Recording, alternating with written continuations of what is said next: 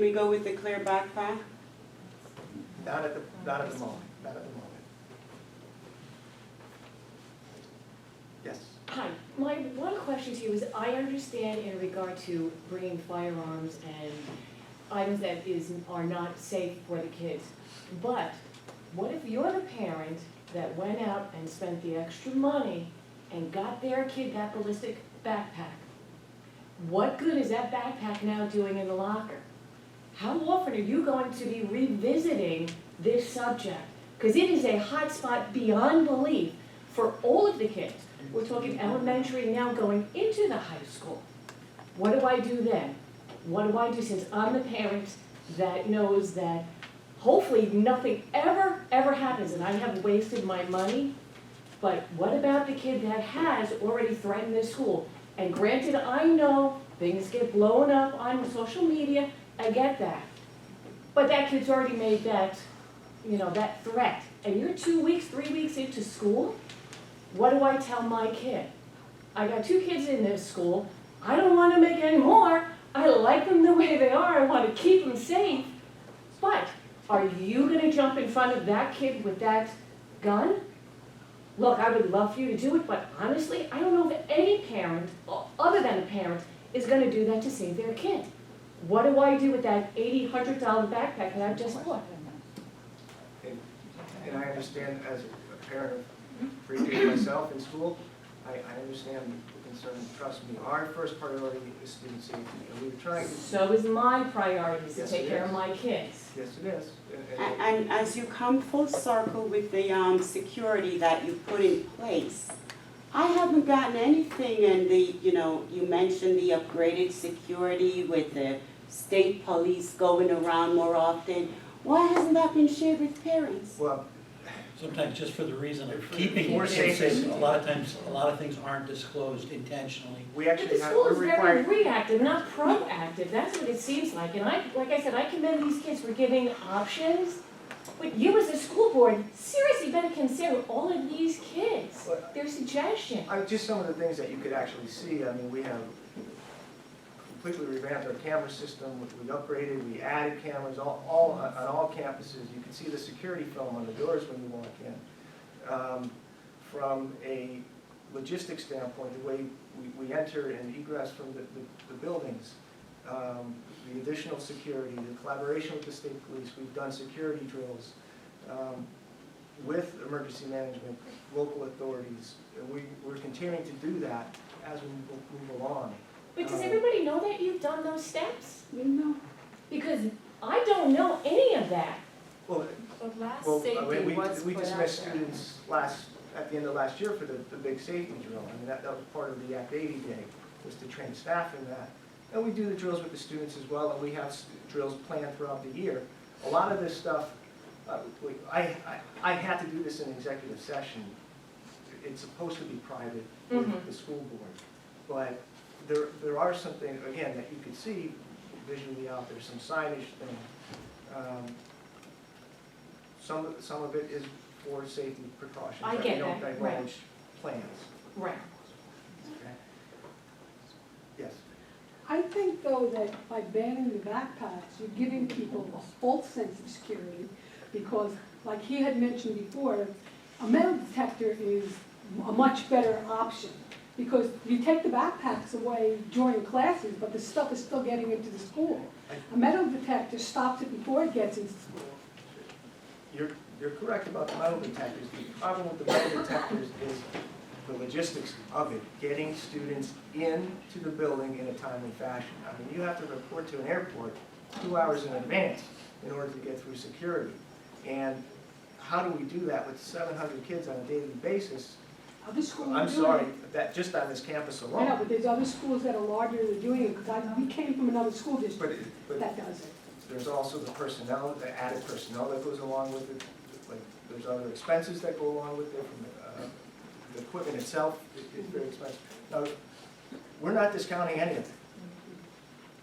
No, but, yeah, I mean, if you think by banning the backpack, you're making everyone feel safe, I don't feel any safer for my child. I would feel safer if there was some kind of x-ray system or metal detector, more so than saying you can't bring that big bag in here. Sure. Sure, and I get it, but again, we're trying to minimize the infractions that may occur. And I feel like it definitely is a false sense of security, because they are claiming it's going to make the school safer, but my main concern is that people are still bringing everything into the building, and they're still taking it to their classes, because the same size bag, the same carrying capacity of bag is still, like, people are still allowed to carry those, just not on their back. And there's really no difference between like a messenger bag that the teachers and the administration are letting go through the halls, go class to class. There's no difference between that and something you're carrying on your back.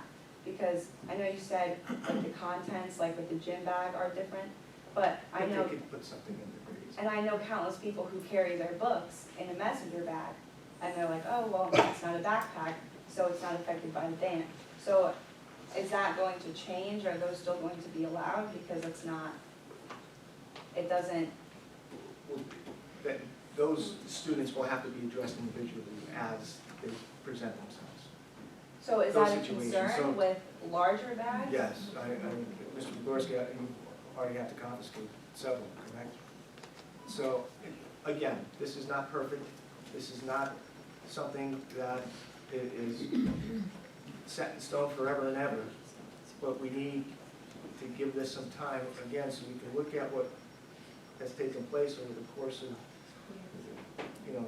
several quarters, marking periods of the school year, see if it's making a positive impact. Because again, this was something that has only been allowed for a short period of time here at Western Wayne.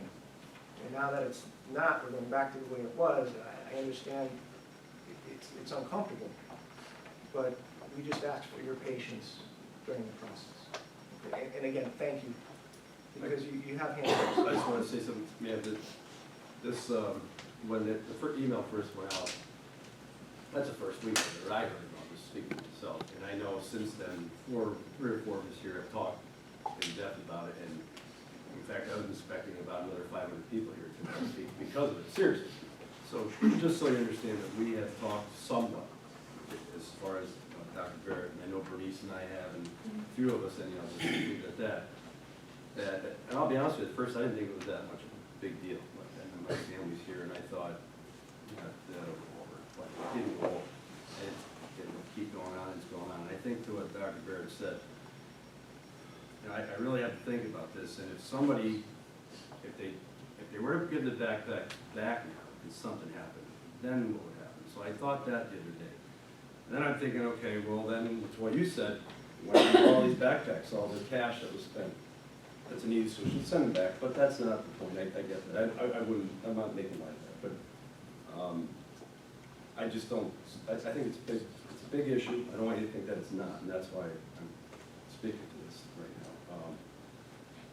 It's been a big issue in my house, let me put it that way. It is, oh, I have no doubt about it, and it's just, these poor kids are carrying a ton of books and stuff back and forth, and for right now, since it is such a hot topic, I'm sure the teachers will give a few minutes here and there, but that's not gonna last all year, and these kids are gonna start getting in trouble. And like the other lady said, what if they forget something? You know what? School is hard enough as it is, and you're supposed to give every possible advantage to these kids. Is there something that you can have halfway during the day? Look, you get an extra 10 minutes during lunch or before lunch to go and make a pit stop. They are allowed times throughout the day to stop at their lockers if need be. Yeah, students have extra time, an extra couple minutes prior to going to their lunch, and are also dismissed early from their lunch periods in order to have extra time added to the 4-minute transition prior to going to their afternoon classes after they eat lunch. To add on to that though, I understand you guys added the extra minutes that we took from, say 2:53 to 3 o'clock. You took those minutes and added them onto the classes. Why can't we take those minutes and put them onto the break that we have in between each class? That's an extra minute to go to your locker and whatnot. As And then- well as the end of the day, you said you made it safer, exiting and entering the building.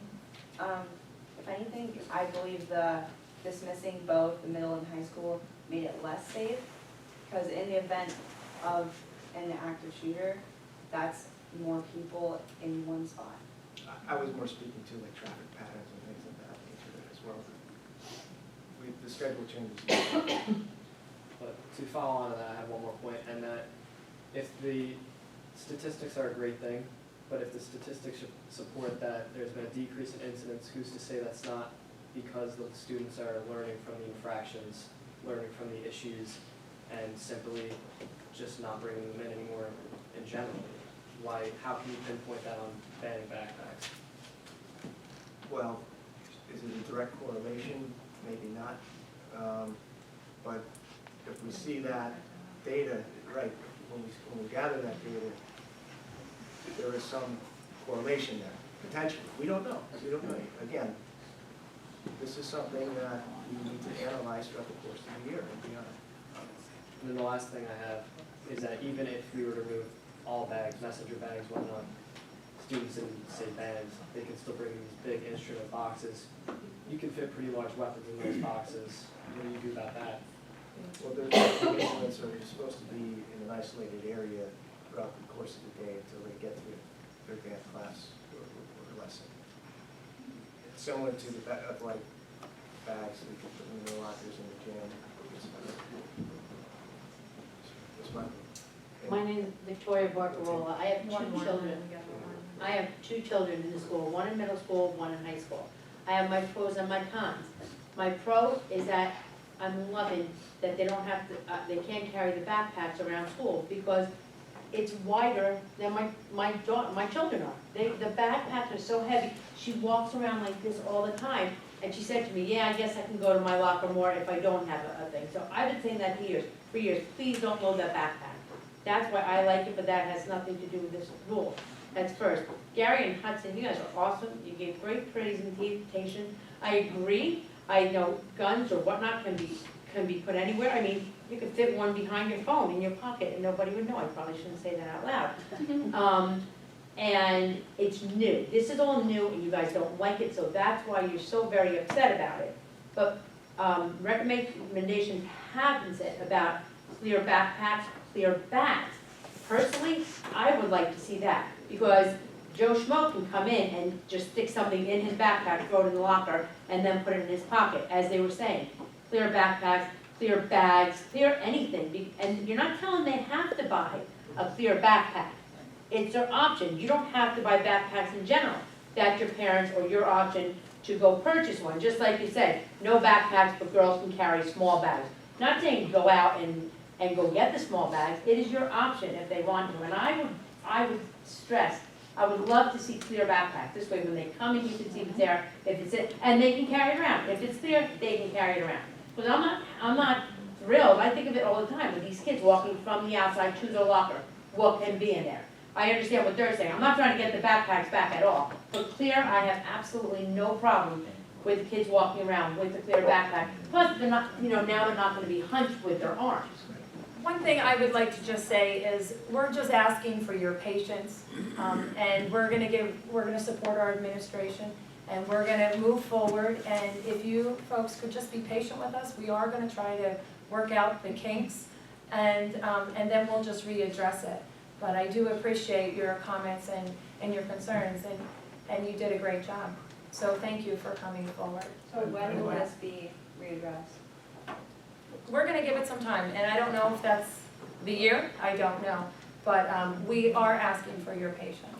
I understand you're shutting down, but I want to point out the young man, you point out there that other schools have gone through this. There are findings out there. So, why the extra effort to make sure those findings also show up in your school? Seeing that he mentioned there are many out there already. I wonder what's the... I think if you look around the surrounding schools, I don't know of one that allows backpacks. I'm not familiar with one.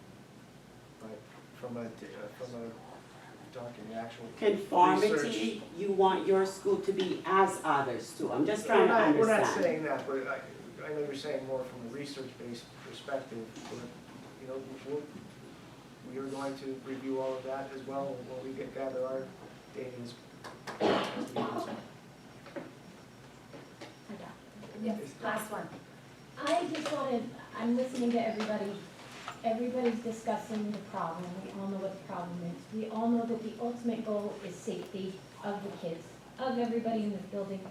What if, looking in the future, the goal is to ultimately, I know, books cost money, but ultimately, each student is issued a computer, a laptop. They come into school, iPad. or an iPad. They're issued that computer or iPad, they have, if they can't afford it, they're the ones that would be lent out, or whatever situation, if they want to prefer to use their own. There's a specific security system, that would not allow a child to cheat off of another computer. But it would But it would we have- eliminate books, it would eliminate them having to carry a backpack, because all they'd have is a computer. And we have considered that, and we are trying to make our technology accessibility here so robust that the students won't have to worry about taking them home, carrying them back and forth, so that they can go to a classroom, they'll have them there. So we are working That's it. towards that, and even some of our new curriculum that we've implemented over the last several years is very technology-based, so that it's not in each textbook you're carrying around necessarily, but you go online and you pull up the Right. textbook that way, or some of the assignments are online driven as You well. just have like one Holmesdale notebook. School that you're District gonna- has them, and they issue them for the kids in ninth grade. Mhm. And then they, download all their books, and And so, that's it. and then they have it until they graduate, the same one. It's issued to them, they do all their book work on it, things like that. And then at the end of the school year, when school year is over, it gets turned in, and then they upload those kids' sophomore stuff on it. So like the kids have the same one until they graduate, and then it goes back to the next ninth graders. We did, And I mean, there's a solution too. we did look at Holmesdale's model as well as Elk Mhm. Lakes, as well as, I can't remember, but this was a year or two ago, we did start, because we were considering doing the one-to-one initiative Yeah, that would be easy for the kids. from infrastructure standpoint, as well as the personnel we have, the training that we at the moment, we felt it was a better direction to take, to start infusing it at the classroom level throughout each building. Yeah. So we did consider that, and we're always looking at different ways to go about it, but at this point, this is Well, what. that was just an idea. I was Yeah, throwing we looked at it and definitely. Thank you all for all your constructive comments, because it helps us make decisions.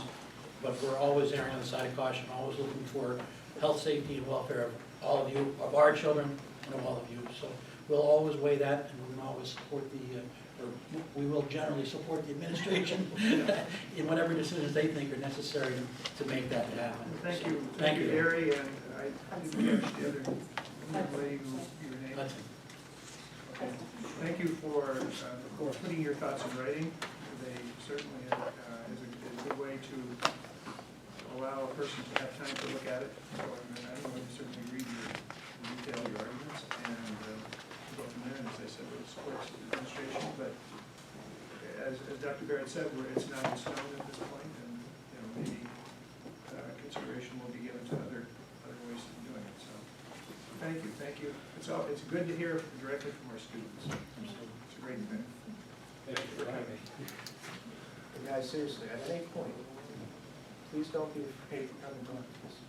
Okay? I know sometimes you're a little hesitant, and understandably so, but our doors are open. We care about what you have to say. That's why we're here. It doesn't mean the answer will always be what you want, but we do want to listen, and have your input does count.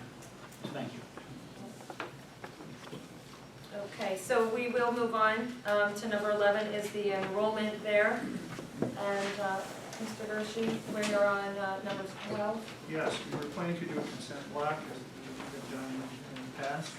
Since we had the work session earlier and went through all of the items, consent block is when we would vote on several items at one time. So I'm going to make a motion that we approve items on the agenda from number 12 to number 30, noting that on item 12, there is a blank in which the winter sports pass system for students will be $0. There's a blank. It is recommended the board approve the winter sports pass system and set admission prices at blank for students. We agreed earlier that it would be 0. Pardon me? It brings you to 90. You get They bring it to 90. Okay. So it would be to approve items 12 through 30, noting that change or that addition rather on item 12. I'll second the motion. Okay, so the motion was made by Mr. Gershie and then seconded by Mr. Hope to include all numbers there. We have any questions or comments on that? Hearing none. All those in favor say aye. Aye. Any opposed say no. No. And any abstaining? Roger, did you have one here or no one, or the whole one? We just did a block vote on all of it, right? Yes, On we 12 did. through 30. Roger, what we could have done, We should have had this conversation in exec, well, we've done it, we did do this once. What is often done when this process is used is we approve certain numbers to certain numbers, withholding a particular number. If you wanted to withhold, you would say. had I known that we were gonna do a block vote tonight, I would have discussed maybe Okay. the items that we should We have, can pull them out if you'd like to. we already voted for. I'm willing to amend my motion, and if you'd like to, It's already If we could just voted on. learn for the next time, pardon me? if we could just learn for the next Oh, time, to have if the you like, conversation in the work it's easy session. to do. Excuse me. If you want to vote no on particular items, you can withhold those. The process would be, Well, we did already vote on them, Bill, It's so not official. we'll have to, All right, right, we'll have to okay, leave it that's on right. that. Okay. And then for next time, Okay, I apology, apologize. Roger, You didn't know. we'll move forward for that. Okay. After that, we have some informational dates for you.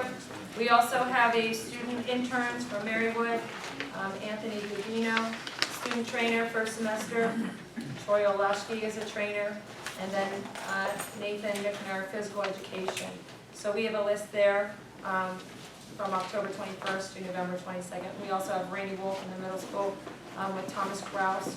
We have English, Jess McLaughlin will be with that. And then Keystone College, right, we have a student teacher, Brianna Vinton, with social studies. To October 21st to the 19th with Timothy McClure in the high school. We also have physical education on those dates with Shannon Jackson in the middle school. We'll move to 32, any correspondence? Any questions on the superintendent's report? Any questions on the assistant superintendent's report? Any questions on the principal's report? Federal program report? And any other business? Sorry. We got caught up in the back-to-back conversation. We would like. We can do it under other Other business, business sure. before we adjourn? You wanna go? Yeah.